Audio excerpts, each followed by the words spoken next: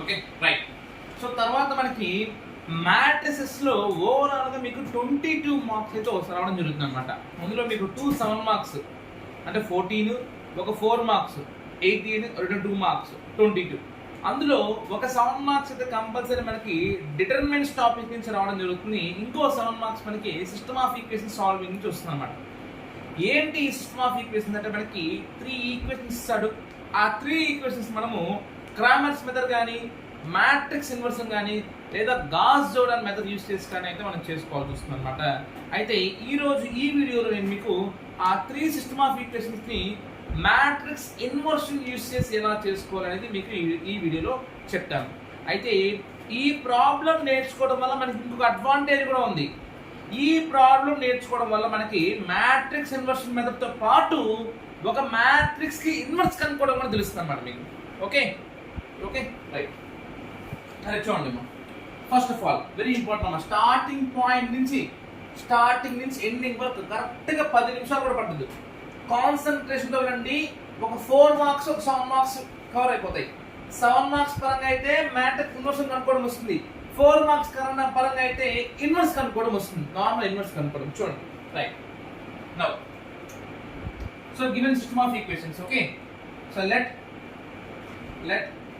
A is equal to 1 1 1 coefficient మాత్రం రాసుకోండి. 2 5 7 2 1 -1.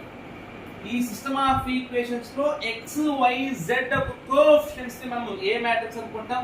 తర్వాత దీన్ని D మ్యాట్రిక్స్ అనుకుంటాం. Constants 9 52 0. Now it is of the form ఎలా ఉంది నాకు Ax is equal to D మారుంది కదా. ఓకే, వేర్ x is ఇది A మ్యాట్రిక్స్, ఇది X matrix, X Y Z.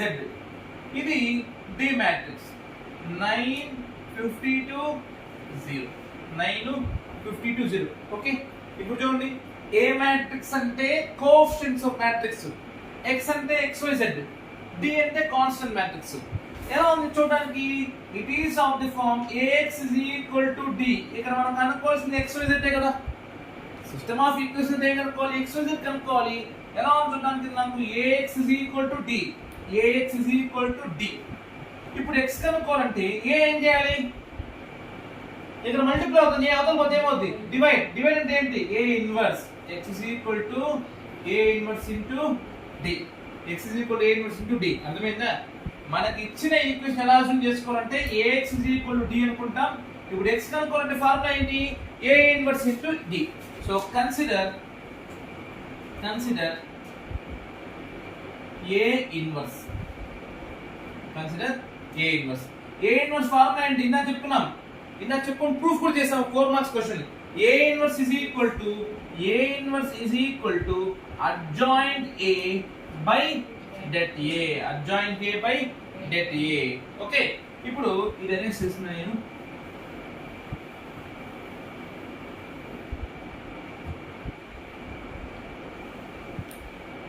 Okay, so A inverse is equal to adjoint A by det A.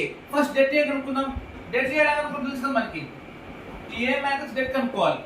So 1 into 5 into -1 -5 -1 into 7.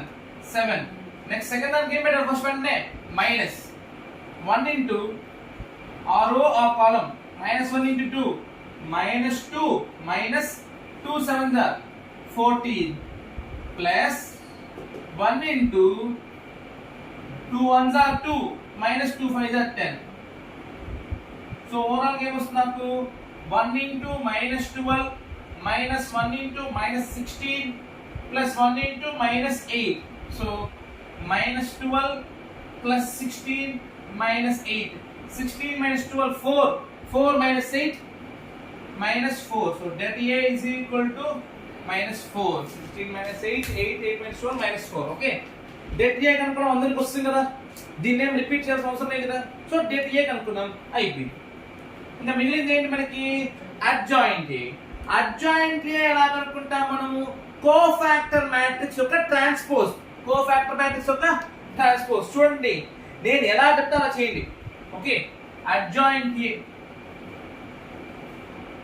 Adjoint చేయాలనుకుంటాం అంటే చూడాలి చాలా important. Adjoint చేయాలనుకుంటామంటే ఒక పెద్ద matrix తీసుకోండి.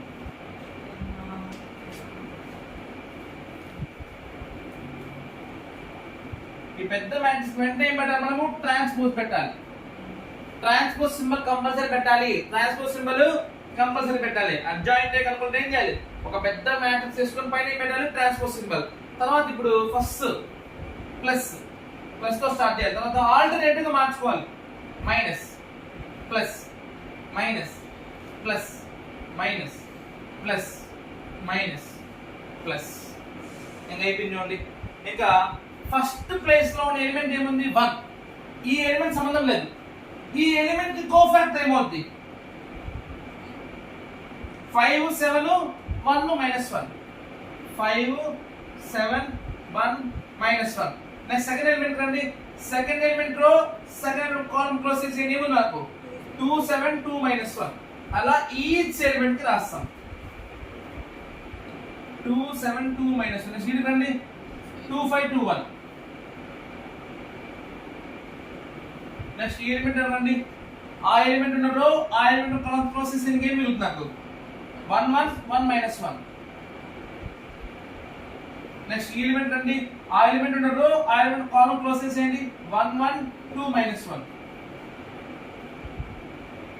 Next third element రండి. ఈ రో ఈ కాలమ్ 1 1 2 1. నెక్స్ట్ ఇది రండి. ఈ రో ఈ కాలమ్ క్లోజ్ చేసేయండి. 1 1 5 7.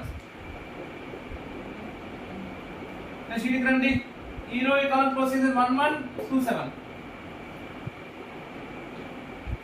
నెక్స్ట్ లాస్ట్ దానికి రండి.